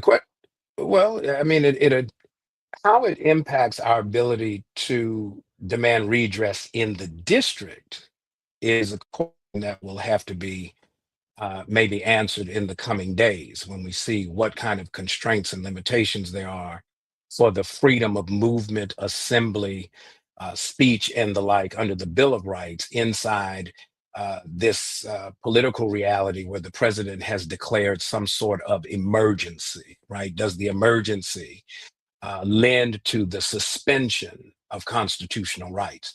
But for the other 50 states, the 50 states that are still there, the question becomes, do we sit in silence and let DC fight this fight on its own, the DC government, the local government, duly elected by the people who reside in the city, or get involved and engaged in this as an affront to the autonomy and the independence of free people to be able to do what free people do? What do we do to not just talk about it, but we got to join the choir and sing in harmony with what's going on in DC? But we also have to make sure that we're protesting because they're still going after something. This is not the thing. What they're going after is to try to get some legitimate way to unravel the Constitution, particularly the post-Civil War amendments. The 13th, 14th, and 15th Amendments have been targets for a while because they're the thorns in the flesh of local and state governments, and it forces the federal government to be connected to the enforcement mechanism, which has been a pain in the butt of the now Republican Party. Before it was the Dixiecrats. This is not a new thing. It is a new episode, but it's not a new sitcom. And this sitcom ain't funny. It's real, and it is scary, and it is dangerous. We only have about 6 minutes before we come forward, but I do want to ask this question in light of the constitutional crisis that I think you just articulated. The Constitution has endured. It has been resilient. It has withstood a civil war, the assassination of a president, the assassination of President Kennedy. It has been pulled, stretched, watered down, sometimes strengthened, but never have we seen a chief executive or an administration do everything and muster everything within its power to actually shred the document, as if the document itself doesn't exist. Dr. Yuri, can the Constitution endure? That's up to the people, right? That's the critical question of the moment. And that's not the question you raise is not a theoretical one. It's a practical one, because we have to remember that when we talk about the interpretation of the Constitution as what we learn in law school as supreme law, that supreme law was not an all-inclusive law when it was framed. It had to be stretched, it had to be pushed, it had to be challenged in order to make room for folks who had been historically excluded from its protections, mostly non-whites, non-males, and then non-landowners. And so because the document starts with kind of an elitist frame, how it becomes relative or relevant to the common folks' experience has to come in concert from the common people. And so when the people are not really lifting their voice, when we see the governor of Texas threatening what he's threatening, and they're redrawing the lines and doing whatever it is they want to do and trying to figure out, all right, is this going to be follow the leader? Is this going to be the new way that we play the game about apportionment and reapportionment? The only reason that that is, I think, a viable option is they're counting on the continuation of this distortion of how the republic works. We talk about majority rules, but that's the ideal. The reality is the majority of those who participate rule. And so too often it's been the majority of often the minority that's determining where the rest of the country goes. And that is what they are relying on in this redrawing in Texas and the other games that are being played in other parts of the country. That's our dilemma. And it's time for all of the people, not some, not a few, not a handful, not one or two, but as we would say in church, lottie dottie, and everybody has to rise to this moment, because they're not just coming for a handful of folks. I don't care how much of a good Negro you might be. There were good Negroes on the plantation too, and they were still called slaves. So let's be real clear. This hustle does not create meritorious distinction Todd, for how they're going to take us back. I want to get this in, and it might be somewhat of an opining moment. From September 17th, 1787 to the present, the Constitution of the United States has not delivered equal high-quality schools for all Americans. It just hasn't. All of the cases, the sum total of all of the cases, either articulated, interpreted by the liberals on the court in Brown, or articulated in the most conservative of the courts, Roberts or Roger Taney. It just hasn't delivered equal high-quality schools, or even schools as a right, even public education as a right. The Constitution has not delivered equality for women. It just hasn't. We can go back and forth and put on our nice suits, go and argue before the black robes, all we want to. And we can't squeeze out of it equality for women. We can't even squeeze out of the Constitution a clean, safe, and sustainable environment in the middle of a climate crisis. There is no interpretation on the liberal side of the Constitution or on the conservative side of the Constitution that's going to fix the climate problem. It's just not there. Todd, in a democracy, our democracy, the Constitution, when one looks at the history of the cases from 1787 all the way to the present, it hasn't even delivered the fundamental right to vote in a democracy.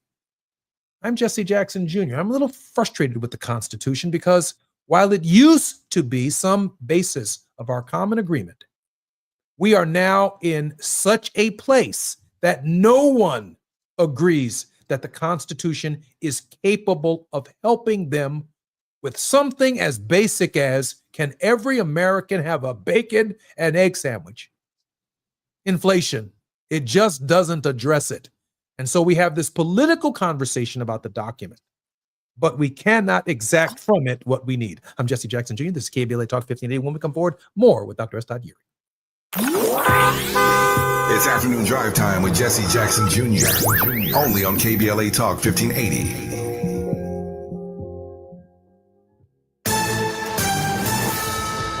I'm Amber Payton with BIN News Now. A new eviction protection office has opened in South Los Angeles as part of Black Mayor Karen Bass's We Are LA program, which has helped over 105,000 people stay in their homes since 2023. Preventing the inflow of people on the street has been one of the greatest challenges. The Crenshaw office has already assisted more than 1,000 residents and is funded by the city, Measure ULA, and private donations.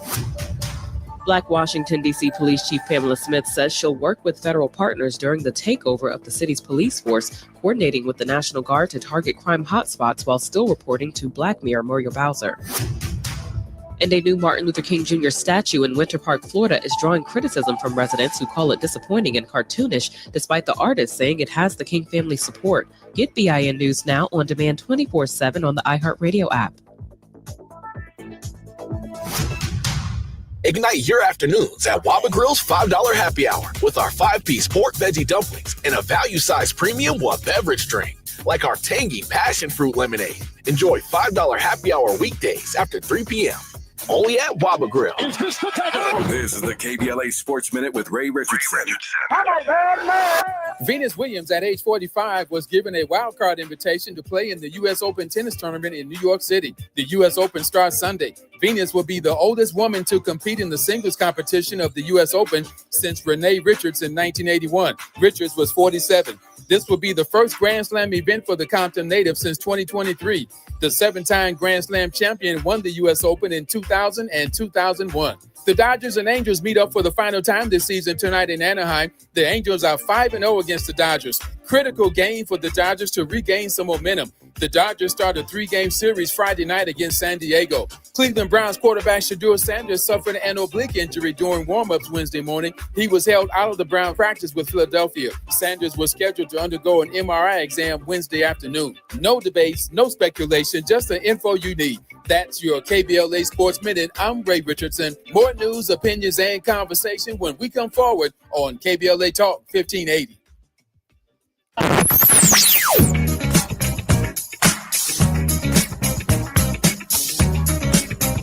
This is KBLA Talk 1580. Talk radio.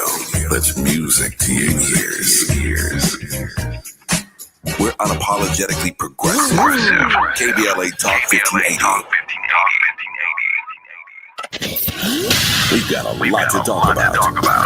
I'm Reverend Gerald, the life coach. Is someone you love struggling with addiction and mental illness? Is improving your family's health important? Want to leave a legacy that your family can grow? Are you ready to enhance your perception of life experiences? Then wake up weekends at 7 a.m. with Urban Family Focus and get the wisdom, opportunity, resources, and motivation to live your best life. Join the conversation on Urban Family Focus Saturday and Sunday at 7 a.m. Unapologetically progressive. KBLA Talk 1580. We've got your black.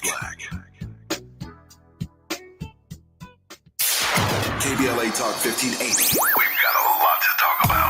KBLA Talk 1580 reminds you, when we fight, we win. The Youth Justice Coalition is challenging America's addiction to incarceration and discrimination. YJC works to dismantle policies leading to mass incarceration, law enforcement violence, and the school-to-prison pipeline. Their approach? Transformative justice, community intervention, free LA high school, legal defense, and system monitoring. YJC promotes safety without relying on prisons. Their goal? Prevent system contact and help people exit the system through direct action, advocacy, and education. Want to get involved or need help? Call 323-235-4243. That's 323-235-4243. Join YJC in creating change. When we fight, we win. KBLA Talk 1580, your voice for justice. This is a community call to action from KBLA Talk 1580.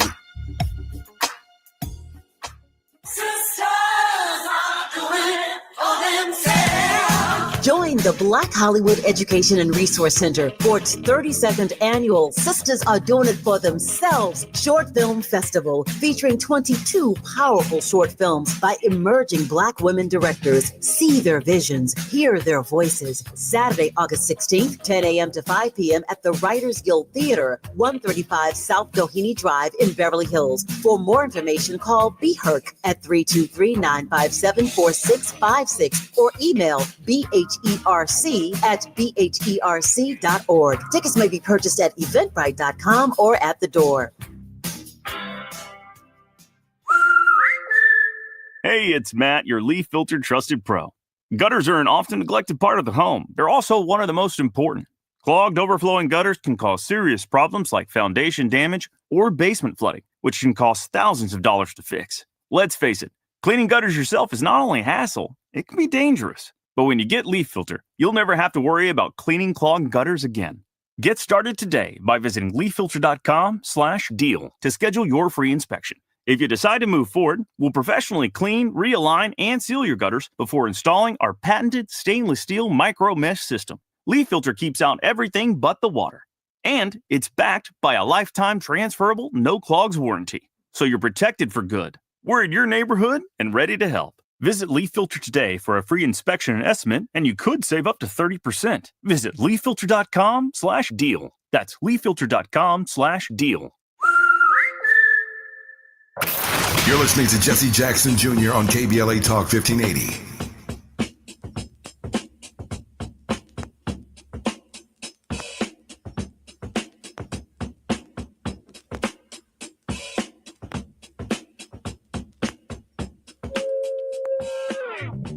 The Jesse Jackson Jr. Show on KBLA Talk 1580.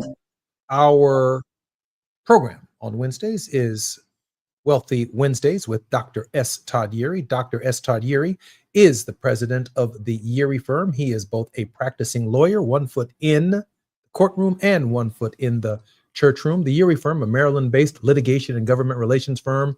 And he also serves as the senior pastor of the Douglas Memorial Church of Baltimore and affiliates. Dr. Yeary, welcome forward to the Jesse Jackson Jr. Show. It's hot today. Let's do it. Man, listen, it's going to get even hotter because the former deputy executive director for the National Black Caucus of State Legislators, Atiba, is with us. He is a strategic alliance consultant and president of Party Politics US. Atiba, in the first hour, brought a city council person from the District of Columbia to our program. The Honorable Janice Lewis George, a lawyer, council member from Ward 4, who was elected to the Council of the District of Columbia in 2020. And what a testimony she had. And now, Atiba, welcome forward to the Jesse Jackson Jr. Show. Jesse, hey, Reverend Yeary. My friend, what's going on? Good to see you. Good to see you. Atiba brings to us a proud fifth-generation Washingtonian, Robert C. White. Robert is in his second term as at-large member of the Council of the District of Columbia. He chairs the Council's Committee on Housing. Robert began his career in public service as a law clerk in the Maryland District Court for Montgomery County. For 5 years, he worked in the United States Congress, serving as legislative counsel to the district's Congresswoman Eleanor Holmes Norton, one of my former colleagues. In 2014, he was tapped by Attorney General Carl A. Racine to serve as the first director of community outreach for the D.C. Office of the Attorney General. Councilman, welcome forward to the Jesse Jackson Jr. Show. Thanks so much for having me, Jesse. Good to see you. Councilman, sir, we have so much to ask you in the 20 minutes that we have on the program. And at this moment, if you don't mind, Dr. Yeary, let me yield to Atiba. Hey, council member, how are you? Doing well, friend. Glad you're here. In the last hour, we talked to Councilmember George, and she said something about that this is not about safety, this is about control.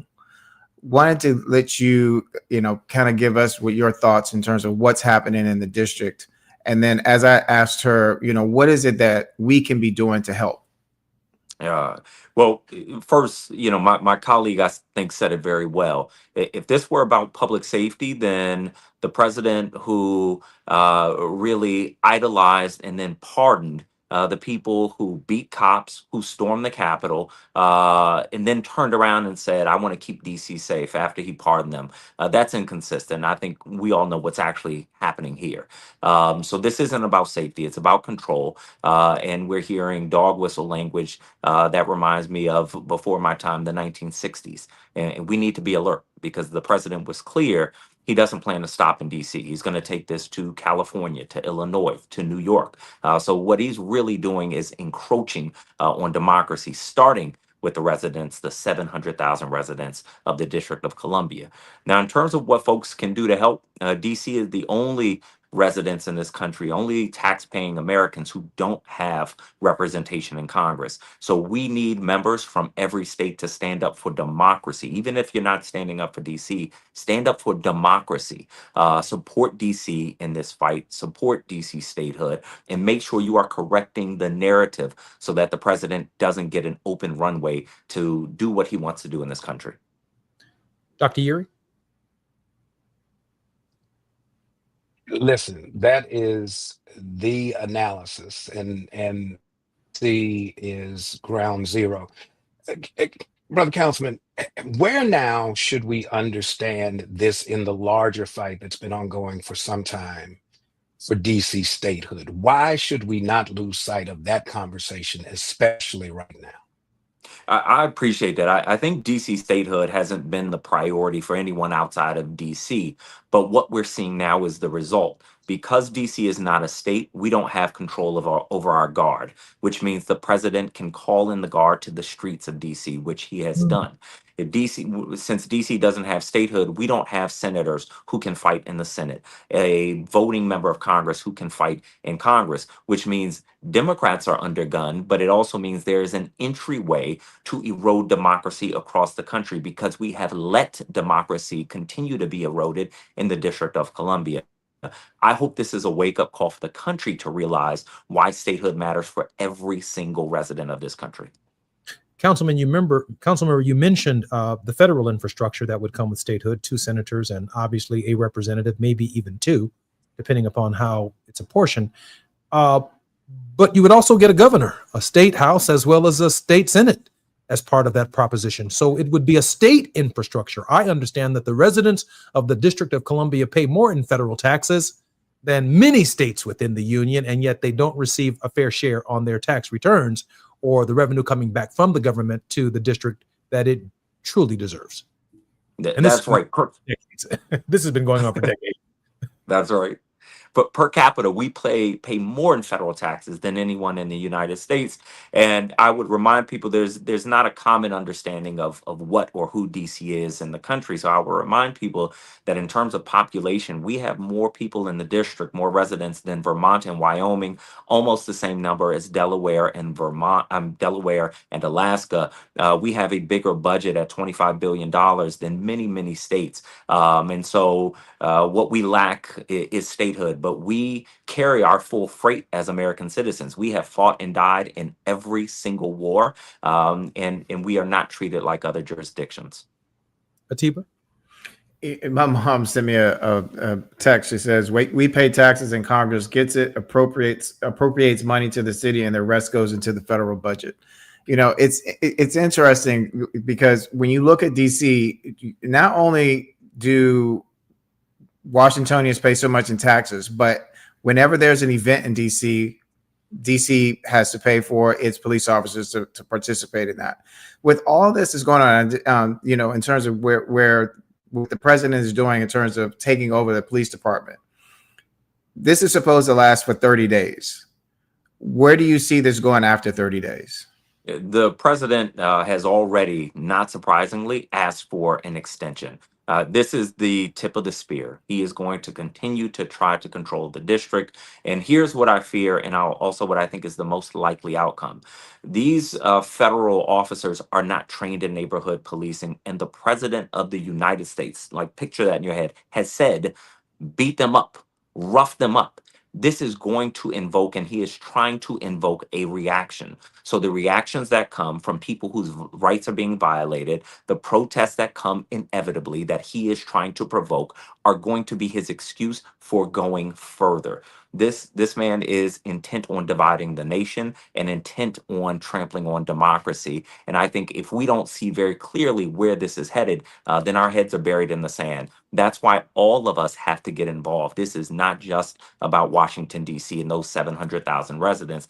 This is about democracy and the safety, protection, and rights of every single person in this country. Council member, we have about 1 minute before the break, and it's probably not wise for me to ask a question in this 1 minute. But I would like Dr. Yeary, who is in Baltimore. The people of Baltimore, Maryland are now feeling some level of anxiety because of the president's speech right after the occupation that, well, Baltimore is on the list. And I'm here in Chicago today. The city of Chicago is on the list. We have friends in Los Angeles. All of us do. We know what Karen Bass has been dealing with and what their council has been dealing with. But now the president in his speech says that the disease itself could be spreading, namely the disease that he's spreading, to Oakland, California, and to other cities throughout the United States. When we come forward, I'd like you to share with us, particularly your neighbor from Baltimore, Maryland, what we can expect. We heard some of it from your colleague. We'd like to hear it from you, what we can expect in our cities in terms of the anxiety that our constituents are feeling and what could be coming under the occupation of the federal government by Donald John Trump. I'm Jesse Jackson Jr. When we come forward, more on the Jesse Jackson Jr. Show. While you're stuck in traffic, we can at least bring you up to speed on the news of the day. You're listening to Jesse Jackson Jr. only on KBLA Talk 1580.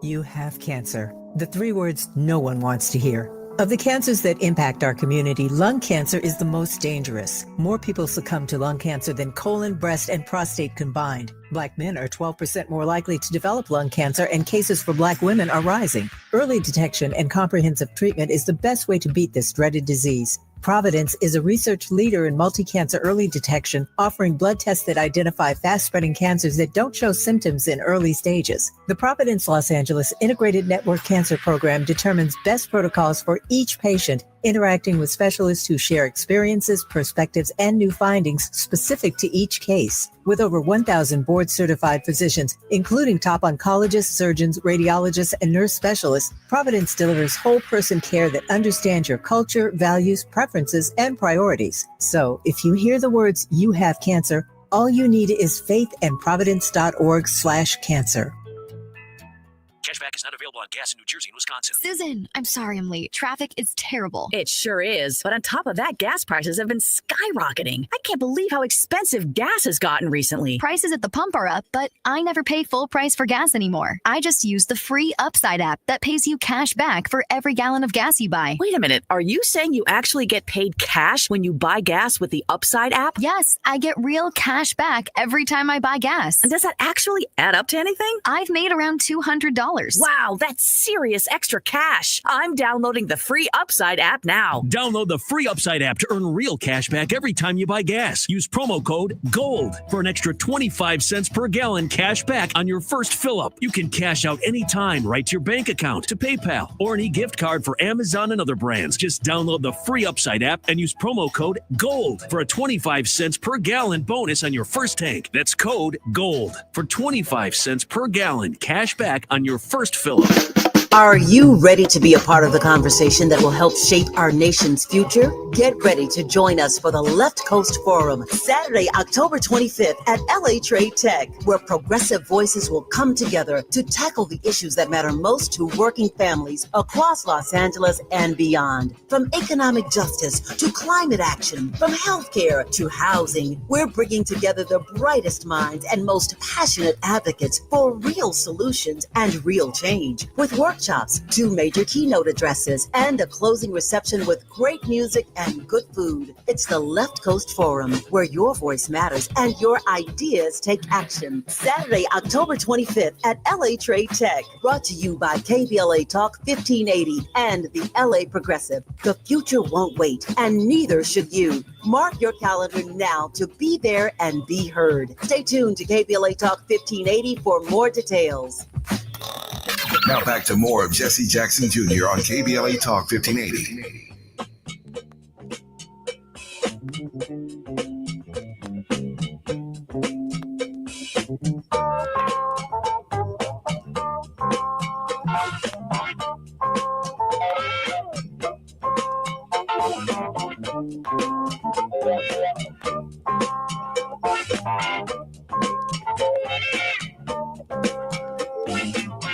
I'm Jesse Jackson Jr. on the Jesse Jackson Jr. Show on KBLA Talk 1580 AM. This is Wealthy Wednesdays, where we discuss the politics of our faith with Reverend Dr. Todd Yeary. And our very special contributor on Wednesdays is Atiba. Atiba, welcome forward to the Jesse Jackson Jr. Show. Thank you, Jesse. And even within a subset of our show, we are honored today to have Council Member Robert White Jr. in his second term as attorney member at large, city council member at large for the District of Columbia. He is living under federal occupation. Robert and his wife, Christy, an attorney with the U.S. Securities and Exchange Commission, reside in the 4th Ward with their daughters, Madison and Monroe. They attend Martin's Catholic Church. Robert loves spending time with his family, reading and walking in Rock Creek Park. But now there've got to be as many National Guardsmen in Rock Creek Park as there are joggers. Robert, what does the federal presence feel like, and what can we expect in the other cities?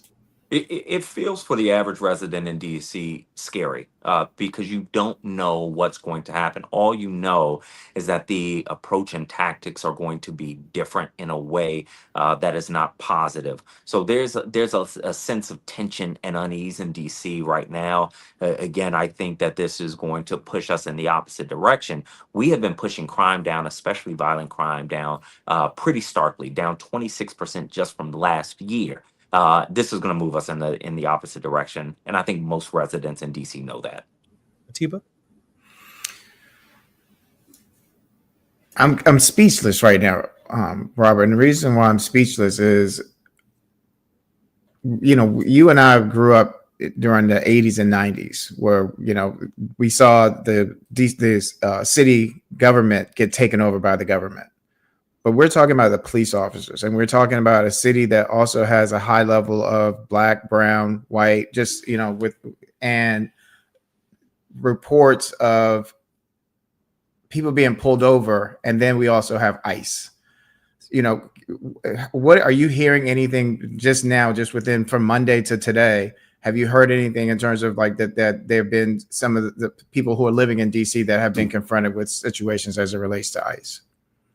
Absolutely. We've had incidents with ICE coming in and grabbing people, day laborers, day workers. I know in particular from a place that I frequent, have seen that. And so this is going to push a lot of people inside into a state of fear and panic.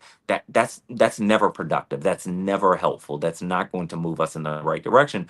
But that's not the intent of the president anyway. So I'm not sure he cares about that. But this is really concerning. And again, it's going to spread. And Jesse, as you pointed out before we went to the break, Baltimore is next. That's our neighbor. And my friend, brother, and former college classmate Brandon Scott has been doing incredible work on public safety in Baltimore. But the president is going to say something that's not true. He's going to say crime is out of control. So now we've got to take the military to Baltimore. And I don't think Baltimore is going to take that sitting down. They're not going to like that feeling. And that's going to be a wake-up call to other states and cities because they're going to see more of this federal occupation, which is so undemocratic. Can I just follow that up, Jesse? Just real quick. What's the narrative that each of us can be saying that sheds a light, on this? Because the president is controlling the narrative. What is it that we can do to I don't want to say steal, but capture and take over the narrative? Look, we cannot relent on the narrative. It may not seem important. You may feel silly or repetitive, but crime is down in DC significantly. Crime is down in Baltimore significantly. Folks should not relent that point. Say it, repeat it, doesn't matter what words you use. And if you need help with the data, reach out to officials in any of these jurisdictions. They will give you the stats and the sources, but we cannot relent on the truth because the narrative matters. That's the building block for the next step he wants to take. Council member, just before I ask Attorney Erie to ask one of our closing questions, and hopefully you'll conclude us on a word of hope as well. How's the mayor holding up? The mayor's holding up as well as any mayor could in this circumstance. We are in an impossible position. DC can't provoke, the mayor can't provoke the president because, again, we have fewer democratic rights than any other Americans. So the mayor is trying, the council is trying, the attorney general is trying to make this as successful as possible, whatever that means under these circumstances. But it is an impossible position for any mayor or any jurisdiction. I just want to say this on behalf of those of us on the outside looking in, that the mayor has tremendous courage, and we understand completely the situation that she finds herself in. And it might be some people on the outside who says the mayor ought to stand up to the president of the United States. This guy will lock you up. This guy will consider you interfering with the government. He can dismiss the city council of the District of Columbia. And so this is not something to be played with. That's very different, for example, than the mayor of New York, whose criminal problems seem to have muted his voice on certain matters. And we make the distinction between her courage under fire and the courage of intimidation and threat. Reverend Erie, question of the councilman. Well, Councilman, thank you for sharing. I think the real question is really more kind of hypothetical and theoretical. So I think I already know the answer. I don't know would be the answer, but we know to anticipate that there's probably going to be a scaling up. But to the point that Jesse just raised about the mayor's courage, what should outsiders understand about DC city government in spite of the president's actions so that we don't come away spewing and spouting a narrative that is disconnected from what really is going on the ground? What do we need to know? Reverend Yeri, that's a great question. What folks need to know is that there are elected officials. Our DC City Council is essentially the legislative body for the city, equivalent to any state legislature. We are elected by residents. We do what is in the best interest of residents. Congress, for a long time in history, ran DC. It was a circus, and they realized that that's not what they were elected to do, and that is not their skill set. So DC has elected officials. We are running the city and running it well. Balanced budgets year after year, growing budget, driving safety in the right direction. And we need the support of the rest of the nation to say, look, we are in this battle with you. And what's important for all of us to remember inside and outside of DC is that this is not exactly a new playbook. We just need to look at history to understand how this will unfold and remember that we are prepared for this moment. God has prepared us for this moment. And so we're going to have to dig in a way that many of us thought we wouldn't have to. But this is our time, and we're going to have to make sure that we are ready, that we are steadfast, and that we support each other in what is a difficult time in the history of our nation. An incredible word of hope 3 minutes before we needed you to deliver the word of hope. So, Atiba, I certainly hope you have a mini sermon in there. A mini sermon. Look, my dad's a deacon, so I got more. Well, then you've got exactly 2 minutes to share with us what the nation should learn from this lesson and this experience and a word of hope. So look, we get to rely on our ancestors. We get to talk to many of the people who were in the civil rights movement. We've heard the dog whistle language before. We've seen the division in this nation before. And so we need to study history to understand what it is we need to do. We also need to make sure our eyes are wide open. What has surprised me throughout these past months of the Trump presidency is that at every turn, we have expected the president to not do what he said he was going to do. At this moment, please take this man at his word. Please understand what his motives are, the direction he's going, and let's pull together. The divisiveness that we have, I guess, had the luxury of having in the Democratic Party for so many years, we don't have that luxury anymore. We can't have so many litmus tests. There can't be a million litmus tests. We've got to pull together. If not, we will be torn apart very easily. So stay focused. If you are a person of faith, stay prayed up. Remind yourself, affirm yourself every day. I am ready for this moment. I was prepared for this moment. And make sure in this battle, you are supporting your own mental health. So we've got this. We just got to remember it every day. Reverend Todd Yeri, Atiba, and Council Member White, thank you very much for joining us on KBLA Talk 1580. Until tomorrow, I'm Jesse Jackson Jr. KBLA 1580 Santa Monica. I'm Amber Payton with BIN News.